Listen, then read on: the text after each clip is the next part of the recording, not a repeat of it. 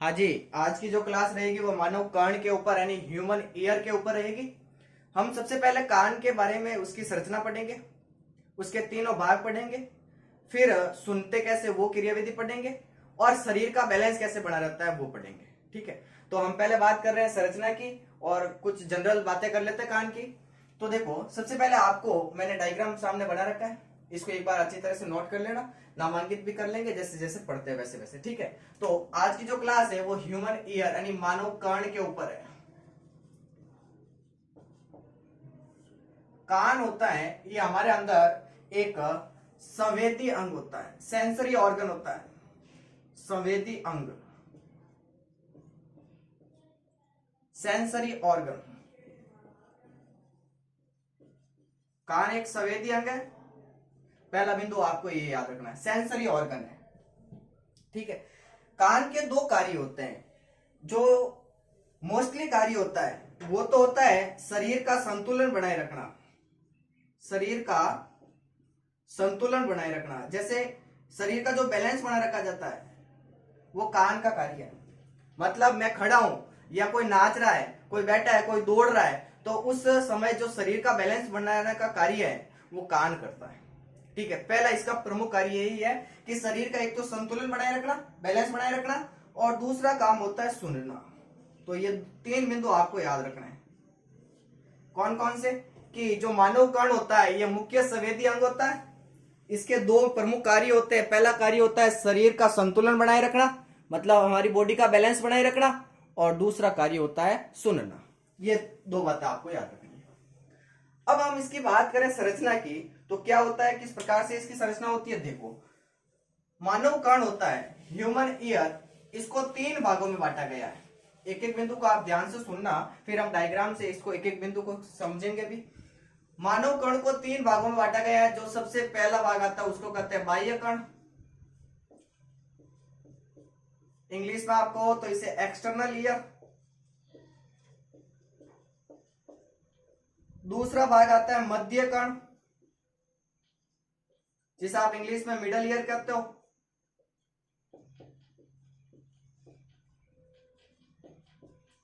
और कान का जो तीसरा भाग आता है वो उसको कहते हैं अंतःकर्ण, जिसे आप इंग्लिश में इनर ईयर कहते हो।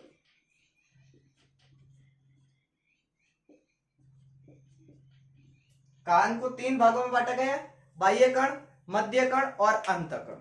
अब इस डायग्राम में आप देखो तो बाह्य कर्ण कौन सा है, मध्य कर्ण कौन सा है और अंतःकर्ण कौन सा है। देखो डायग्राम में, तो ये वाला जो भाग है यहां से लगाकर यहां तक, इसको कहते हैं बाह्य कर्ण, एक्सटर्नल ईयर। ठीक है, और यहां से लगाकर जो यहां तक का जो भाग होता है इसको कहते हैं मध्य कर्ण, मिडल ईयर। और ये अंदर वाला जो भाग है यहां तक, इसको कहते हैं अंतःकर्ण, इनर ईयर। तीनों भाग समझ में आ गए कि जो बाहर वाला भाग है उसको बाह्य कर्ण कहते हैं, बीच वाला मध्य कर्ण और सबसे अंदर वाला अंतःकर्ण। ठीक है, अब हम एक एक की बात करें तो सबसे पहले हम बाह्य कर्ण की बात करें तो ये जो यहां तक का भाग है ये वाला पूरा और ये यहां तक का भाग ये कहलाता है बाह्य कर्ण। बाह्य कर्ण में आपको दो चीजें पढ़नी है। ये जो है कान का सबसे बाहर वाला भाग, ये वाला, समझ रहे हो, ये वाला, इसको कहते हैं कर्ण पल्लव, पिन्ना, जिसे आप इंग्लिश में कहते हो कर्ण पल्लव। समझिए आप एक एक बिंदु को कि कान का ये जो बाहर वाला भाग है ये वाला पूरा ये कहलाता है पिन्ना, और हिंदी में कहे तो इसे कर्ण पल्लव कहते हैं। एक तो ये भाग पढ़ना है और एक ये नलिका पढ़नी है जिसको आप कहते हो बाह्य कर्ण कुहर, बाह्य कर्ण कुहर। ये आपको बाह्य कर्ण में पढ़ना है। दो चीजें पढ़नी है, एक पढ़ना है कर्ण पल्लव जिसे आप पिन्ना कहते हो, और एक पढ़ना है बाह्य कर्ण कुहर। ये दोनों ही भाग मिलकर किसका निर्माण करते हैं, बाह्य कर्ण का। अब एक एक बिंदु का आप साथ साथ में उतारते रहना और नोट करते रहना और सुनते रहो। देखो, बाह्य कर्ण हम शुरू कर रहे हैं जिसे आप इंग्लिश में एक्सटर्नल ईयर कहते हैं। बाह्य कर्ण, बाह्य कर्ण दो चीजों से मिलकर बनता है। एक तो है कर्ण पल्लव, जिसे आप इंग्लिश में पिन्ना करते हो, और एक भाग आता है बाह्य कर्ण कुहर। बाह्य कर्ण कुहर, इन दो भागों से मिलकर बनता है बाह्य कर्ण। ठीक है, मतलब यहां से लगाकर यहां तक आपको पढ़ना है इस बाह्य कर्ण। अब हम एक एक बात करें कर्ण पल्लव की। तो ये जो कर्ण पल्लव होता है, जिसको आप इंग्लिश में पिन्ना करते हो, पिन्ना, ये पिन्ना सिर्फ स्तनधारियों में पाया जाता है, स्तनधारियों में पाया जाता है। पहला बिंदु आपको याद रखना, जितने भी स्तनधारी है उनमें कर्ण पल्लव पाया जाता है। दूसरी बात याद के रखनी है आपको कि ये जो पिन्ना या कर्ण पल्लव होता है, यह मनुष्य के अंदर अगतिशील होता है, नॉन मूवमेंटेबल होता है, अगतिशील होता है, मतलब आप इसको गति नहीं करवा सकते हो, अगतिशील होता है। जबकि आपने गाय भैंस इनको देखा होगा, उनमें जो कर्ण पल्लव या जो पिन्ना होता है वो गतिशील होता है, मूवमेंटेबल होता है, देखा होगा आपने। वो कान को आगे पीछे जैसे चाहे वैसे करवा सकती है, लेकिन हम ऐसा काम नहीं कर सकते हैं, क्योंकि हमारे अंदर जो कर्ण पल्लव है ये अगतिशील होता है। अगतिशील क्यों है? क्योंकि इसको गतिशील कराने के लिए जो पेशियां होती है वो हमारे अंदर अवशेषी होती है। कैसी होती है? अवशेषी। जबकि गाय और भैंस के अंदर ये पाई जाती है, इस वजह से वह गतिशील होती है, मतलब उनका जो कर्ण पल्लव या जो पिन्ना होता है वो गतिशील होता है, मूवमेंटेबल होता है। लास्ट में याद रखना है कि गाय भैंस इनमें जो कर्ण पल्लव या जो पिन्ना होता है वो गतिशील होता है। ठीक है, और क्या होता है? तो देखो आप कान को देखो, ये पिन्ना होता है, इस पिन्ना के ऊपर देखो ये खांच दिखाई दे रही है, गुहा दिखाई दे रही है, कैविटी। ये गुहा कहलाती है कॉन्का, ये वाली गुहा ये कहलाती है कॉन्का। क्या कहलाती है? कॉन्का, या इसको कई किताबों में लिखा हुआ कौंचा, कॉन्का या कौंचा। ये कॉन्का क्या करती है कि जो ध्वनि तरंग है उनको एकत्रित करने का कार्य करती है, ध्वनि तरंगों को एकत्रित करने का कार्य करती है। तो ये चीजें आपको कर्ण पल्लव में याद रखनी है। क्या क्या याद रखना है? कि कर्ण पल्लव और बाह्य कर्ण कुहर, मतलब ये वाला पूरा भाग और ये वाला इतना यहां तक का जो भाग है, ये दोनों ही मिलकर बनाते हैं बाह्य कर्ण, एक्सटर्नल ईयर का निर्माण करते हैं। स्तनधारियों के अंदर जो ये कर्ण पल्लव होता है, सॉरी, जितने भी स्तनधारी है उनके अंदर जो ये कर्ण पल्लव होता है ये गतिशील होता है, लेकिन मनुष्य के अंदर ये अगतिशील होता है। गति नहीं करवा सकते आप इस कर्ण पल्लव को यानी पिन्ना को, क्योंकि इसके अंदर जो गतिशील कराने वाली पेशियां होती है वो हमारे अंदर अवशेषी है, इस वजह से ये गति नहीं कर सकता है। जबकि गाय और भैंस के अंदर ये कर्ण पल्लव गतिशील होता है। ठीक, ये बात भी याद रखना। कर्ण पल्लव के ऊपर जो ये गुहा या खांच पाई जाती है इसको कहते हैं कॉन्का या कौंचा। इसका कार्य होता है ध्वनि तरंगों को एकत्रित करना। यह बात आपको कर्ण पल्लव में याद रखनी है। दूसरा भाग आता है ये वाला भाग, यहां से लगाकर यहां तक का ये वाला जो भाग है इसको कहते हैं बाह्य कर्ण कुहर, ये लिखा हुआ सामने। ठीक है, इस बाह्य कर्ण कुहर के अंदर दो चीजें पाई जाती है, एक तो पाए जाते हैं रोम यानी हेयर्स, और एक पाई जाती है इसके अंदर सिरुमिनस ग्रंथि, सिरुमिनस ग्लैंड, सिरुमिनस ग्रंथि। एक एक बिंदु को आप ध्यान से सुने कि बाह्य कर्ण कुहर के अंदर दो चीजें, एक रोम है और एक सिरुमिनस ग्रंथियां है। हम बात करेंगे सिरुमिनस ग्रंथियां क्या होती है। देखो, तो मैंने यहां पर देखो ये लाल पेन से ये ऐसी संरचना बनाई है, इस संरचना को कहते हैं सिरुमिनस ग्रंथियां। क्या कहते हैं? सिरुमिनस ग्रंथियां।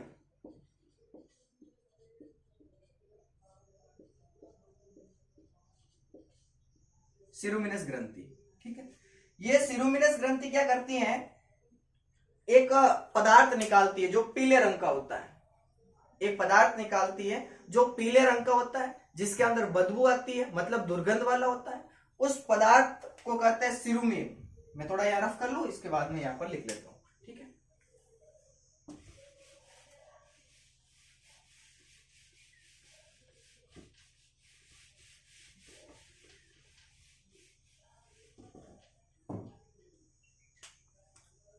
देखो सिरुमिनस ग्रंथि,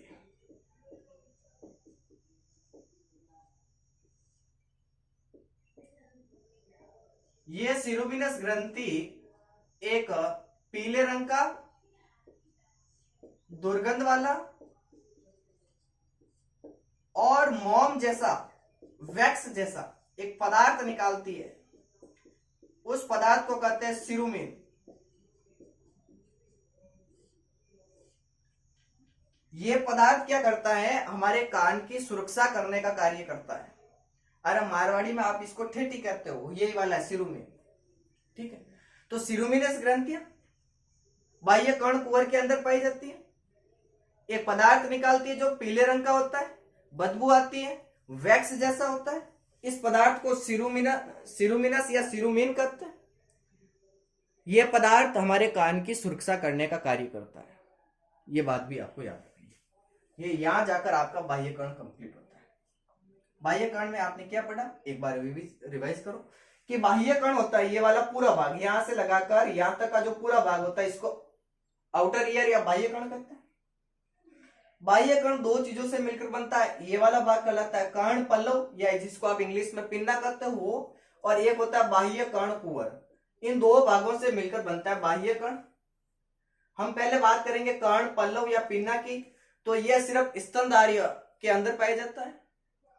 मनुष्य के अंदर यह अगतिशील होता है, क्योंकि मनुष्य के अंदर इसको गतिशील करने वाली पेशियां अवशेषी होती है, इस वजह से यह गति नहीं करता है।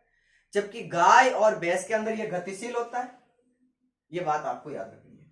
और क्या याद रखना है कर्ण पल्लव के अंदर, कि कर्ण पल्लव के अंदर एक खांच पाई जाती है। ऊपर आप कान को टच करके इसके अंदर देखो, अंगुली डालो, यहां पर आपको लग रहा है कि ये खांच है, ये गुहा है। इस गुहा को कहते हैं कोंका या कौंचा। यह ध्वनि तरंगों को एकत्रित करने का कार्य करती है। यह बात आपको कर्ण पल्लव या पिन्ना में याद रखनी है। सेकेंड पोर्शन आता है इसका बाह्य कर्ण कुहर। ये पतला, देखो ये पतला ही है, ये पतला संकरा और नलिकाकार भाग होता है। इसके अंदर दो चीजें पाई जाती है, एक रोम होता है यानी हेयर्स होते हैं, और एक सिरुमिनस ग्रंथियां होती है।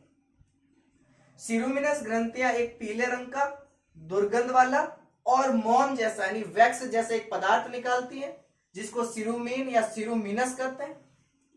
सिरुमिनस कहते हैं। यह हमारे कान की सुरक्षा करने का काम करता है। ठीक है, यह आपको बाह्य कर्ण में याद रखना है। हो जाएगा यहाँ पर। इसके बाद में और क्या याद रखना है, देखो ये वाला भाग आपको दिखाई दे रहा है अंदर, ये वाला, इस भाग को कहते हैं कर्ण पटल। कर्ण पटल या इसी भाग को कहते हैं टिम्पेनिक झिल्ली। टिम्पेनिक झिल्ली, टिम्पेनिक मेम्ब्रेन। इसी को हम कहते हैं कान का पर्दा। क्या कहते हैं, कान का पर्दा। ये कान का पर्दा होता है यहां पर। ठीक है, जिसको आप टिम्पेनिक झिल्ली या कर्ण पटल या कान का पर्दा, तीनों में से कोई आपको जैसा अच्छा लगे वैसा याद कर लेना। ये जो टिम्पेनिक झिल्ली होती है, इसकी जो ये बाहरी सतह होती है, बाहर वाली सरफेस, आउटर सरफेस, ये बनती है त्वचा, यानी त्वचा की बनती है, स्किन की बनी होती है, त्वचा की बनती है। जबकि जो इसकी अंदर वाली ये जो सतह होती है, अंदर वाली इनर सरफेस, ये श्लेष्मा से बनती है, म्यूकस से बनती है। ये दो चीजें आपको इसमें याद रखनी है। ठीक है, कान का पर्दा, इसकी जो बाहर वाली सतह होती है वह त्वचा की बनी होती है, जबकि जो अंदर वाली सतह होती है वह म्यूकस या श्लेष्मा की बनी होती है। किसकी, टिम्पेनिक झिल्ली की। दूसरा नाम क्या है, कान का पर्दा, और क्या नाम है, कर्ण पटल। ये बात याद रखना, ये बाह्य कर्ण में इतना याद रखना है। इसके बाद में आता है मध्य कर्ण। ठीक है, तो आगे चले मध्य कर्ण में, उसमें क्या होता है देखो, रफ कर लो यहां।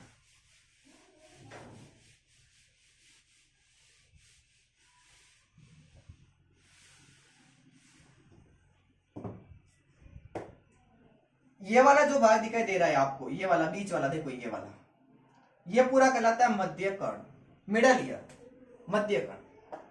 इस मध्य कर्ण के अंदर ये जो पूरी आपको एक खांच, एक गुहा दिखाई दे रही है, सॉरी एक कैविटी दिखाई दे रही है, एक गुहा, इस गुहा को कहते हैं टिम्पेनिक गुहा। क्या कहते हैं, इसको कहते हैं टिम्पेनिक गुहा। एक एक बिंदु को आप ध्यान से सुने, ज्यादा कान हार्ड नहीं है। टिम्पेनिक गुहा, टिम्पेनिक कैविटी कहते हैं, ठीक है। इसके अंदर बहुत इंपॉर्टेंट चीज होती है, एक तो होता है इस कान का ये पर्दा, और एक होती है इसके अंदर ये 3 प्रकार की हड्डियां, बोन्स होती है। और क्या होता है, तो देखो आपको दिखाई दे रहा है कि मध्य कर्ण के नीचे एक नलिका निकलती है ऐसी, इस नलिका को कहते हैं यूस्टेकियन नलिका। एक एक बिंदु को आप ध्यान से सुने, यूस्टेकियन, यूस्टेकियन नलिका।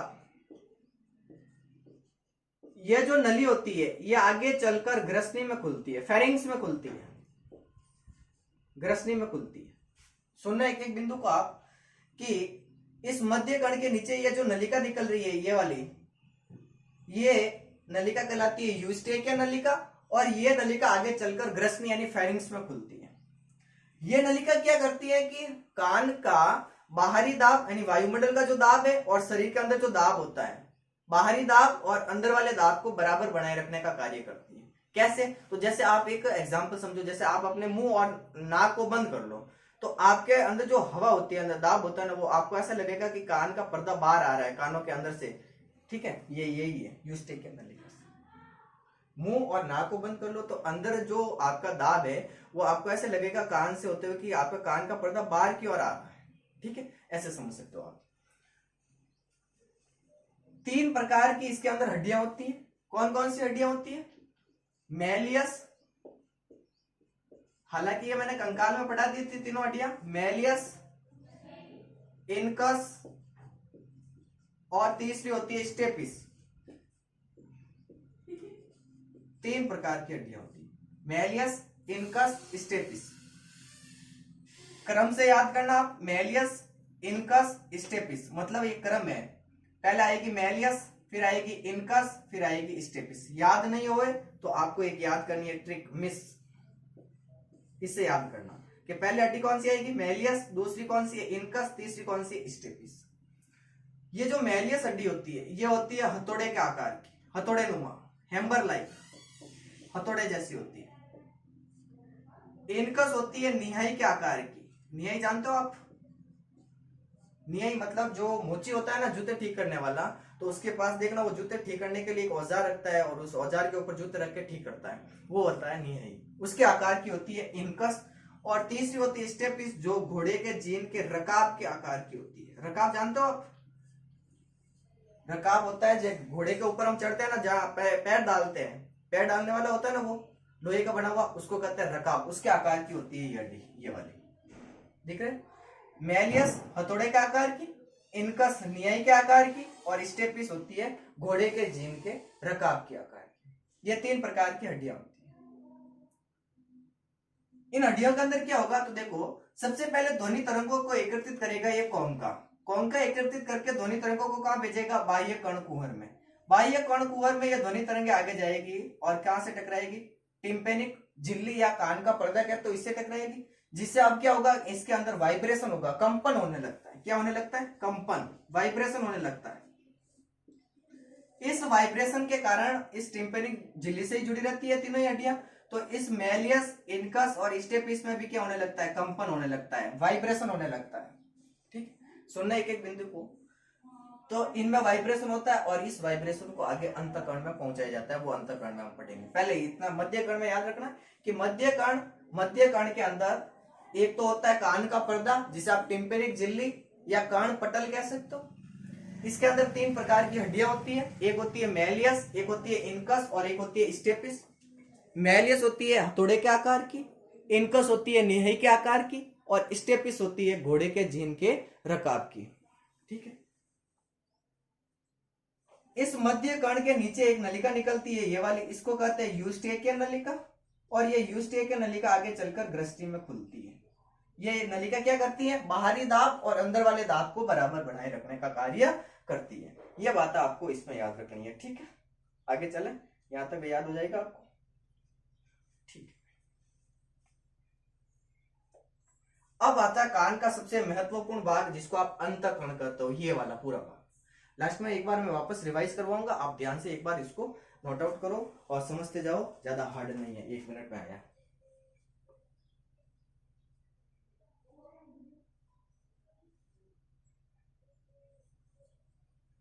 चले अब अंतःकरण शुरू करें। इनर ईयर, इसके अंदर क्या क्या होता है देखो।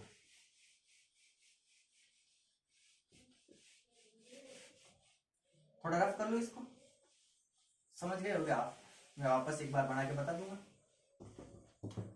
अब हम बात करें अंतःकरण की। कान का जो तीसरा भाग आता है जिसको आप इनर ईयर इंग्लिश में कहते हो अंतःकरण, जो ये अंदर वाला भाग होता है अंतःकरण, ये भी दो भागों से मिलकर बनता है। ये जो ये स्प्रिंग के आकार का ये वाला जो भाग होता है इसको तो कहते हैं कॉक्लिया, कॉक्लिया। और ये ऊपर वाला जो ये भाग दिखाई दे रहा है इसको कहते हैं वर्ताकार नलिकाएं, 3 होती है, या इसे वेस्टिबुलर भाग लिख लो, वेस्टिब्यूलर भाग। इन दो चीजों से मिलकर बनता है अंतःकरण, एक होता है कॉक्लिया और एक होता है वेस्टिबुलर भाग। ये वाला जो स्प्रिंग के आकार का ये वाला भाग दिखाई देता है इसको कहते हैं कॉक्लिया, और ये ऊपर वाला जो ये भाग दिखाई दे रहा है ऐसे समकोण में, ये कहलाता है वेस्टिबुलर भाग। ठीक है, हम बात करें सबसे पहले कॉक्लिया की। कॉक्लिया की बात करें तो कॉक्लिया होता है स्प्रिंग के समान, स्प्रिंग के समान।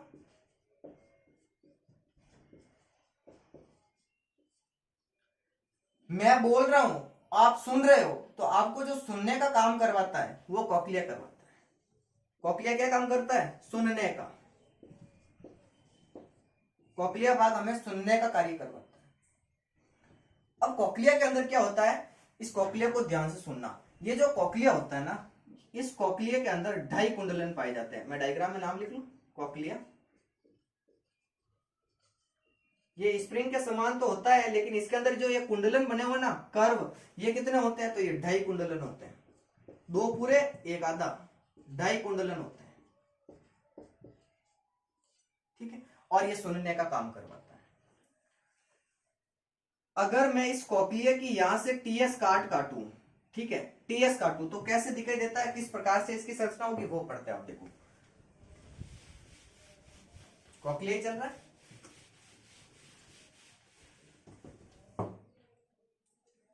अगर मैं इस कॉक्लिया की यहां से टीएस काटूं, अनुप्रस्थ काटूं तो कैसा दिखाई देता है? देखो ऐसे।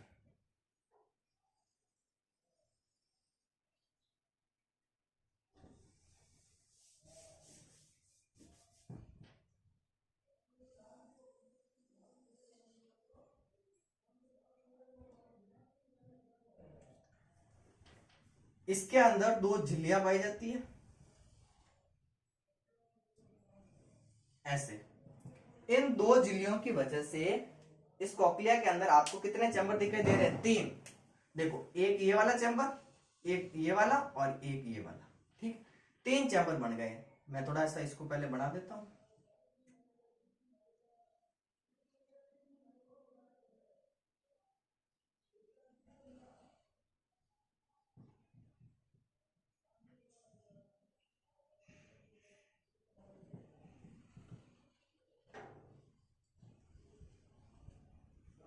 ये 3 चैम्बर बन गए। इस कॉक्लिया के अंदर ये 2 झिल्लियां होती है ऐसे, एक अंदर वाली ये ब्लैक पेन से बनाई ना, ये झिल्ली एक और एक झिल्ली ये।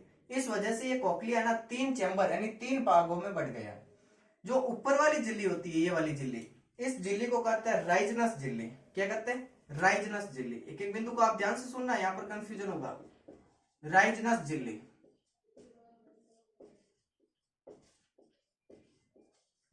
और जो नीचे वाली झिल्ली होती है इसको कहते हैं आधारी झिल्ली।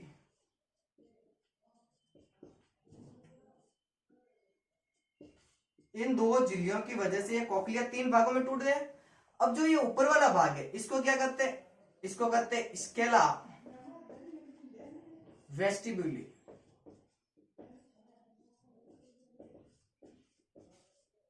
स्केला वेस्टिब्यूली।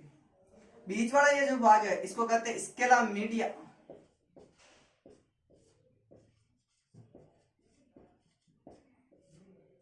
और जो सबसे अंदर वाला भाग होता है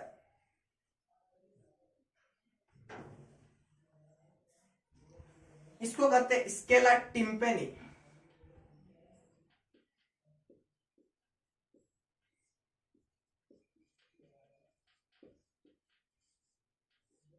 देखो कॉकलिया है, ये वाला कॉकलिया पूरा, इस कॉकलिया का अगर मैं यहां से कोई टीएस काटूं, अनुप्रस्थ काट काटूं, तो आपको अनुप्रस्थ काट में दो चीजें दिखाई देगी। इसके अंदर दो झिल्लियां होती है, पहले ये वाली झिल्ली और ये वाली झिल्ली। इन दो झिल्लियों की वजह से ये कॉकलिया तीन भागों में टूट गया, मतलब तीन चैम्बर बन गए ये वाले।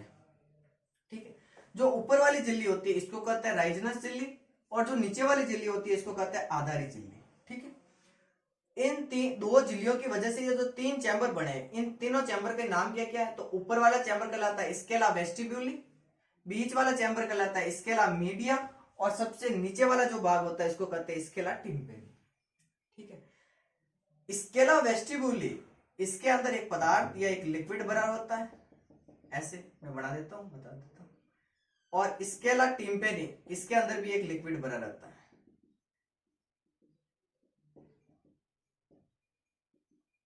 इन दोनों के अंदर जो ये लिक्विड भरा हुआ है इसको कहते हैं पेरिलिम्फ।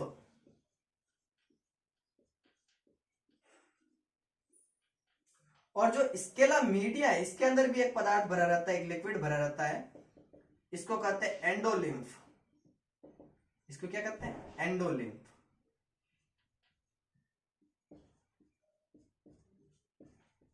एक एक बिंदु को ध्यान से सुनना कि स्केला वेस्टिब्यूल यानी ऊपर वाला ये वाला भाग, इसके अंदर एक पदार्थ भरा हुआ है, इसको कहते हैं पेरिलिम्फ।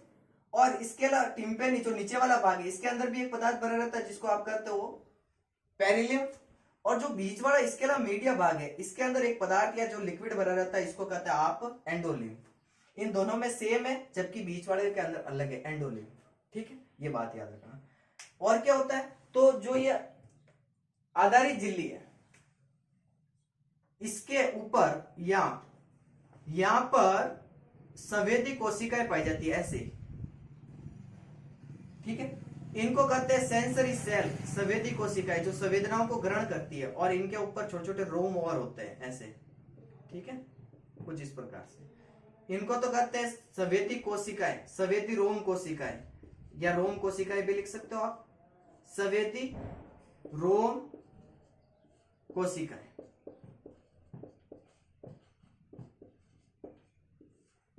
और क्या होता है? तो इनके ऊपर यानी संवेदी रोम कोशिकाओं के ऊपर भी एक झिल्ली होती है, ऐसे कुछ इस प्रकार से, ये ऐसी झिल्ली। ठीक है,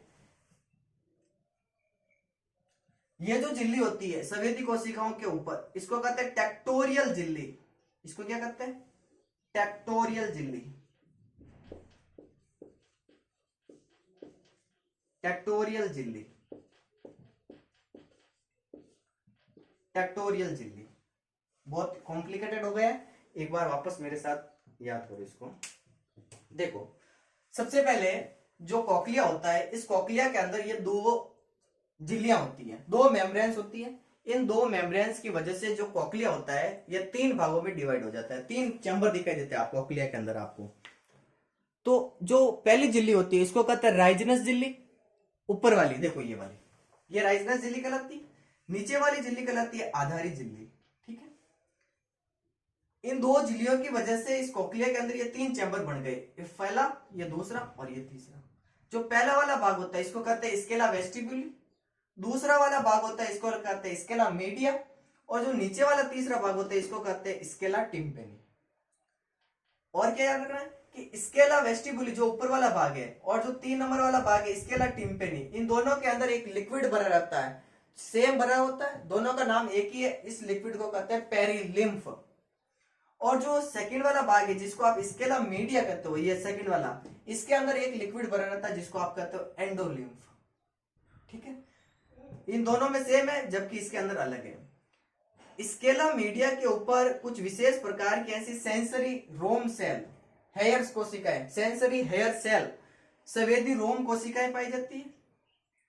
और इन कोशिकाओं के ऊपर भी एक झिल्ली होती है ऐसी, इस झिल्ली को कहते हैं टेक्टोरियल झिल्ली। ठीक है, संवेदी रोम कोशिकाएं और टेक्टोरियल झिल्ली मिलकर बनाती है कोटि के अंग। बहुत इंपॉर्टेंट है, कोटि के अंग। मेरा कर लो याद, एक बार इसको नोट कर लेना। ठीक है, कोटि के अंग क्या होते हैं, तो देखो एक बार,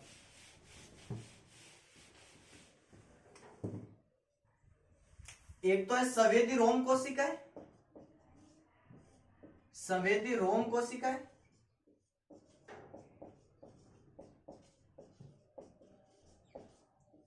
और एक होती है टेक्टोरियल झिल्ली।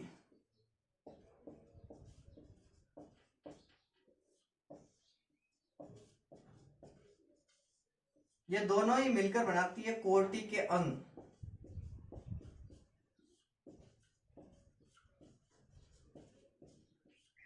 कोटि के अंग बनाती है, ठीक है।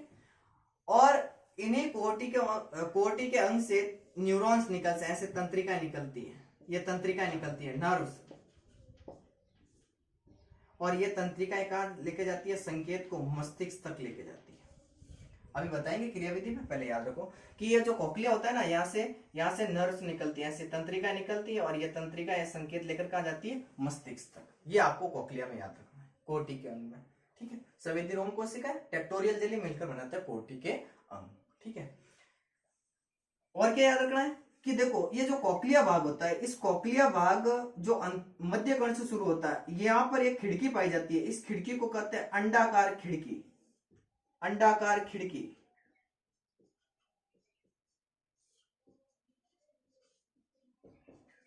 और इस खिड़की के नीचे आप देखो तो एक और बनाई मैंने खिड़की, ये होती है गोलाकार खिड़की, गोलाकार खिड़की।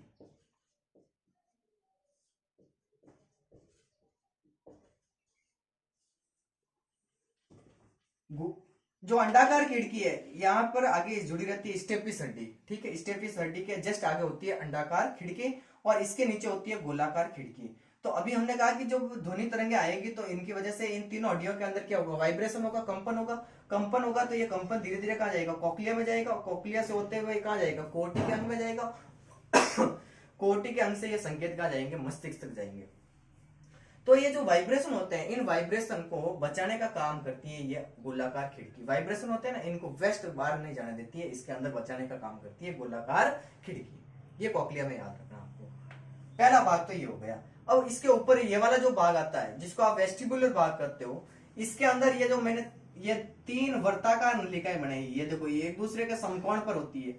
एक तो होती है तीन वर्ताकार नलिकाएं, मैं यहां लिख लेता हूं, आप एक एक बिंदु को ध्यान से सुनते जाना।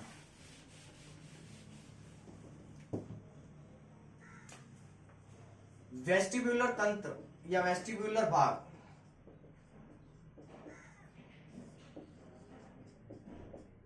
इस वेस्टिब्यूलर भाग के अंदर तीन तो पाई जाती है वर्ताकार नलिकाएं, वर्ताकार नलिकाएं, और ये तीनों ही नलिकाएं एक दूसरे के समकोण पर होती है। ये देखो ये वाली, ठीक है। ये तीन वर्ताकार नलिकाएं, इनके आगे देखो ये तीनों वर्ताकार नलिकाओं का जो ये आगे वाला भाग है, ये फूलकर ऐसे बड़ा हो गया। ये देखो यहाँ पर ये वाला भाग, इस भाग को कहते हैं एम्पुला। क्या कहते हैं, एम्पुला। अब आप मुझे एक चीज बताओ कि वर्ताकार नलिकाएं कितनी है, तीन है, तो एम्पुला भी कितने होंगे, तीन होंगे, ठीक है। एम्पुला तीन है, और एम्पुला के अंदर देखो मैंने एक संवेदी कोशिकाएं बनाई, ये ऐसी, इनको कहते हैं क्रिस्टी। क्या कहते हैं, क्रिस्टी। तीन वर्ताकार नलिकाएं, तीनों वर्ताकार नलिकाओं के आगे तीन एम्पुला है, और एम्पुला के अंदर होती है क्रिस्टी, जो संवेदी कोशिकाएं होती है। ये भी कितनी होगी, तीन होगी। ये बात याद है, ठीक। इसके नीचे आओ तो ये वाला जो पूरा भाग दिखाई दे रहा है, ये वाला भाग कहलाता है यूट्रिकुलस, और इसके ऊपर वाला भाग कहलाता है सेक्युलस। ये वाला भाग क्या कहलाता है, यूट्रिकुलस। सॉरी देखो मैं यहां पर लिख लेता हूं, इसको तो कहते हैं सेक्युलस, पहला वाला भाग सेक्युलस। ये जो भाग है ना ये वाला, ये कहलाता है सेक्युलस, और इसके ऊपर ये वाला जो भाग दिखाई देता है, इसको कहते हैं यूट्रिकुलस, यूट्रिकुलस।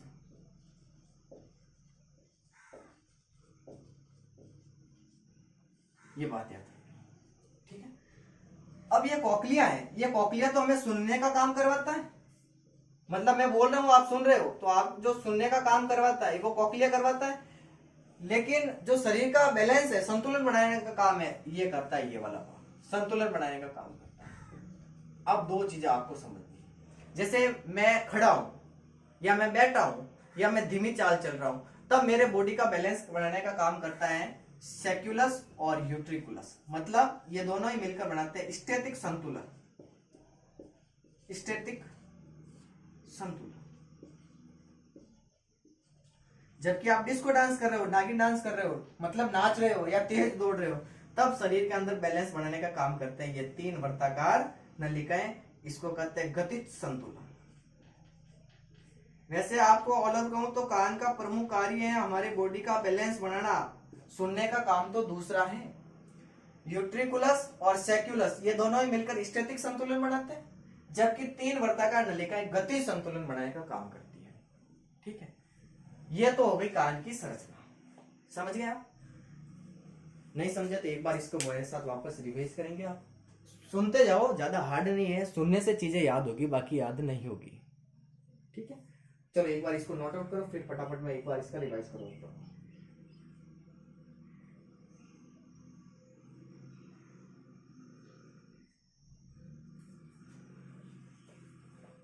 हाँ, चल रहा है। अब मैं बोल रहा हूं, आप ध्यान से सुनना। ठीक है, देखो, टॉपिक था मानव कण, जिसे आप इंग्लिश में ह्यूमन ईयर कहते हो। मानव कण एक संवेदी अंग होता है, मतलब एक सेंसरी ऑर्गन होता है जो दो काम करता है, एक तो सुनने का और एक शरीर का बैलेंस बनाने का, दो काम हो गए। इसके बाद में जो मानव कण होता है, इसको तीन भागों में बांटा गया है, बाह्य कण, मध्य कण, अंतःकण। बाह्य कण जिसे आप इंग्लिश में एक्सटर्नल ईयर कहते हो, मध्य कण जिसे आप इंग्लिश में मिडल ईयर कहते हो, अंतःकण जिसे आप इंग्लिश में इनर ईयर कहते हो। बात करें सबसे पहले एक एक की। बाह्य कण, बाह्य कण का निर्माण कर्ण पल्लव, मतलब ये वाला पूरा भाग, और इसके अंदर जो एक खांच दिखाई दे रही है अंदर, जिसको आप बाह्य कर्ण कुहर कहते हो, ये दोनों ही मिलकर बनाते हैं बाह्य कण। कान का जो ये बाहर वाला भाग होता है, ये वाला, इसको तो कहते हैं पिन्ना या कर्ण पटल, कर्ण पल्लव, सॉरी, इसको तो कहते हैं कर्ण पल्लव या पिन्ना। इसके अंदर एक खांच होती है, ऊपर देखो आप, ऐसे अंदर अंगुली डाल के देखो, इसको कहते हैं कोंका। कोंका करती है ध्वनि तरंगों को एकत्रित करने का कार्य। ठीक है, मनुष्य के अंदर जो ये कर्ण पल्लव होता है, ये अगतिशील होता है। पाया किसमें जाता है? स्तनधारियों में पाया जाता है, लेकिन मनुष्य के अंदर ये अगतिशील होता है। गाय और भैंस के अंदर ये गतिशील होता है, मोमेंटेबल होता है। देख लेना आप, गाय भैंस अपने कान को आगे पीछे करवा सकती है। हमारे अंदर ये अगतिशील है, क्योंकि इसके अंदर जो पेशियां पाई जाती है वो हमारे अंदर अवशेषी होती है, इस वजह से वो अगतिशील है, जबकि गाय और भैंस के अंदर ये गतिशील होता है। सेकंड भाग आता है बाह्य कर्ण कुहर, ये पतला, लंबा और संकरा भाग होता है, ये वाला। इसके अंदर दो चीजें होंगी, एक तो होंगे रोम और एक होती है सिरोमिनस ग्रंथियां। सिरोमिनस ग्रंथियां एक पीले रंग का दुर्गंध वाला और मोम जैसा पदार्थ निकालती है, जिसको सिरोमिनस कहते हैं। ये हमारे कान की सुरक्षा करने का काम करवाता है और ध्वनि तरंगों को आगे भेजते हैं। कोंका ध्वनि तरंगों को एकत्रित करेगा और उसको आगे भेजने का काम करेगा ये बाह्य कर्ण कुहर। इसके बाद में आता है मध्य कर्ण। जो मध्य कर्ण होता है, इसमें दो चीजें पाई जाती है जो इंपोर्टेंट है। एक तो होता है कान का पर्दा, जिसे आप टिम्पेनिक झिल्ली भी कहते हो, ये वाला कान का पर्दा, और इसके अंदर तीन होती है हड्डियां। कान का जो पर्दा होता है, यह जो पूरा मध्य कर्ण होता है, ये एक गुहा के अंदर पाया जाता है। इस पूरी गुहा को कहते हैं टिम्पेनिक गुहा। ठीक है, टिम्पेनिक झिल्ली का जो बाहर वाला यानी कान का जो पर्दा है, इसका जो बाहर वाला भाग है, ये तो त्वचा का बना होता है, जबकि जो अंदर वाला भाग होता है वो श्लेष्मा का बना होता है। और क्या होता है, तो इसके अंदर तीन प्रकार की हड्डियां होती है। एक हथौड़े के आकार की, जिसको आप मेलियस कहते हो, एक निहाई के आकार की, जिसको आप इनकस कहते हो, और एक घोड़े के जीन के रकाब के आकार की, जिसको आप स्टेपिस कहते हो। ये तीनों हड्डियां होती है, तीनों ही हड्डियां आपस में जुड़ी रहती है। हो जाएगा यार। इसके अलावा जो मध्य कण होता है, इसके नीचे एक नलिका निकलती है, ये वाली नलिका, इसको कहते हैं यूस्टेकियन नलिका। और ये यूस्टेकियन नलिका क्या करती है कि बाहरी दाब, मतलब वायुमंडलीय दाब, और शरीर के अंदर जो दाब होता है उसको बराबर बनाए रखने का कार्य करती है। और यही यूस्टेकियन नलिका आगे चलकर ग्रसनी में खुलती है। ये बात याद रखिए। फिर आता है अंतःकरण। अंतःकरण के अंदर दो चीजें आपको याद करनी, एक होता है कॉक्लिया और एक भाग आता है वेस्टिबुलर। इन दो भागों से मिलकर बनता है अंतःकरण। हम पहले बात करेंगे कॉक्लिया की। कॉक्लिया, मैं बोल रहा हूं आप सुन रहे हो, तो सुनने का जो काम करवाता है वो कॉक्लिया करवाता है। जबकि आप दौड़ रहे हो, बैठे हो, नाच रहे हो, जैसे भी काम कर रहे हो और शरीर का जो बैलेंस बना रहता है उसको बनाने का काम करते हैं ये ऊपर वाला भाग, वेस्टिबुलर भाग। ठीक है, तो कॉक्लिया की बात करें तो कॉक्लिया सुनने का काम करवाता है, स्प्रिंग के समान होता है और इसके अंदर ढाई कुंडलन होते हैं, मतलब दो पूरे होते हैं, एक आधा कुंडलन होता है, ढाई कुंडलन होता है। अगर मैं एक कॉक्लिया को बाहर लेकर इसका टीएस काटूं तो कॉक्लिया की अगर अनुप्रस्थ काटेंगे और आप माइक्रोस्कोप में देखोगे तो आपको इसके अंदर दो झिल्लियां दिखाई देती है। इन दो झिल्लियों के कारण ये जो कॉक्लिया भाग होता है ये तीन भागों में बटा हुआ दिखाई देता है। दो झिल्लियां कौन कौन सी होती है, तो जो ऊपर वाली झिल्ली होती है उसको तो कहते हैं राइजनस झिल्ली, नीचे वाली जो झिल्ली होती है उसको कहते हैं आधारित झिल्ली। इन दो झिल्लियों की वजह से जो तीन भाग बने, इनमें से जो ऊपर वाला भाग है इसको, ऊपर वाले भाग को कहते हैं स्केला वेस्टिब्यूली, बीच वाला भाग है स्केला मीडिया और नीचे वाला भाग कहलाता है स्केला टिम्पेनी। स्केला वेस्टिब्यूली और स्केला टिम्पेनिक दोनों के अंदर एक सेम लिक्विड भरा रहता है जिसको पेरिलिम्फ कहते हैं, और स्केला मीडिया के अंदर एंडोलिम्फ भरा रहता है। जो स्केला मीडिया, इसके ऊपर विशेष प्रकार की संवेदी कोशिकाएं होती है, संवेदी रोम कोशिकाएं जिसको आप कह सकते हो, और इनके ऊपर भी एक झिल्ली पाई जाती है जिसको टेक्टोरियल झिल्ली कहते हैं। संवेदी रोम कोशिकाएं और टेक्टोरियल झिल्ली मिलकर बनाती है कोटि के अंग, ये बात याद रखनी। और कोटि के अंग से ही निकलते हैं तंत्रिकाएं जो हमारे मस्तिष्क को लेकर जाती है संकेतों। मतलब मैं बोल रहा हूं, जो आप सुनोगे तो उसका जो संकेत है उस संकेत को तंत्रिकाएं लेकर जाती है ब्रेन तक। ठीक है, अब क्या होगा, सुनते कैसे वो समझ लेते हैं। तो सबसे पहले जो कर्ण पल्लव है ये ध्वनि तरंगों को यहां से एकत्रित करेगा, कहां भेजेगा, इसके अंदर भेजेगा, किसके अंदर, बाह्य कर्ण कुंवर के अंदर भेजेगा। कहां जाएगा, यह यहां से इस तरह टिम्पेनिक झिल्ली या कान के पर्दे के ऊपर जाएगा, जिसकी वजह से इसमें वाइब्रेशन होगा, कंपन होगा। कंपन की वजह से ये मेलियस इनकस स्टेपिस में भी कंपन होगा, और इन कंपनों की वजह से इसके अंदर एक लिक्विड भरा रहता है, ये लिक्विड जिसको आप पेरिलिम्फ और एंडोलिम्फ कहते हैं, इनके अंदर भी वाइब्रेशन होगा। ये वाइब्रेशन क्या करता है, इन वाइब्रेशन को धीरे धीरे पहुंचा जाता है कोटि के अंग में, और कोटि के अंग में जैसे ही ये कंपन जाते हैं तो ये बदल जाते हैं तंत्रिका आवेग में, नर्व इंपल्स में बदल जाते हैं, तंत्रिका आवेग में बदल जाते हैं। और इन्हीं आवेगों को यहाँ से जो तंत्रिकाएं निकलती हैं, ये तंत्रिकाएं इन आवेगों को लेके जाती है मस्तिष्क तक, जिसे आप सुनते हो। ये बात याद रखनी। इसके बाद में इसका ऊपर वाला भाग कहलाता है वेस्टिबुलर भाग। इसके अंदर तीन वर्ताकार नलिकाएं होती हैं जो तीनों ही एक दूसरे के समकोण पर होती है। तीनों वर्ताकार नलिकाओं का जो आगे वाला भाग है ये फूला हुआ होता है जिसको आप एम्पुला कहते हो। तीन वर्ताकार नलिकाएं हैं तो एम्पुला भी कितने होंगे, तीन होंगे, और तीनों के अंदर एक संवेदी संरचनाएं पाई जाती है जिसको आप क्रिस्टी कहते हो। और इसका जो भाग है, मतलब वेस्टिबुलर भाग का जो ये ऊपर वाला भाग है जिससे आप कॉक्लिया जुड़ा रहता है, जिसका आपका कॉक्लिया जुड़ा रहता है ना, ये वाला भाग कहलाता है सेक्युलस, और सेक्युलस के ऊपर पाया जाता है यूट्रिकुलस। सेक्युलस और यूट्रिकुलस यानी ये वाला और ये वाला दोनों भाग मिलकर बनाते हैं हमारे शरीर का स्टैटिक संतुलन। मतलब खड़े हो आप, बैठे हो, तब शरीर का जो बैलेंस बनाने का काम करता है वो यूट्रिकुलस और सेक्युलस करता है। जबकि आप दौड़ रहे हो, डांस कर रहे हो, तब शरीर का जो बैलेंस बनाने का काम है वो वर्ताकार नलिकाएं करती है। ये आपको कान में याद रखना है। धन्यवाद आज की क्लास के लिए। अगर आपको सेशन अच्छा लगा, क्लास अच्छी लगी तो प्लीज लाइक, शेयर और सब्सक्राइब करना ना भूलें।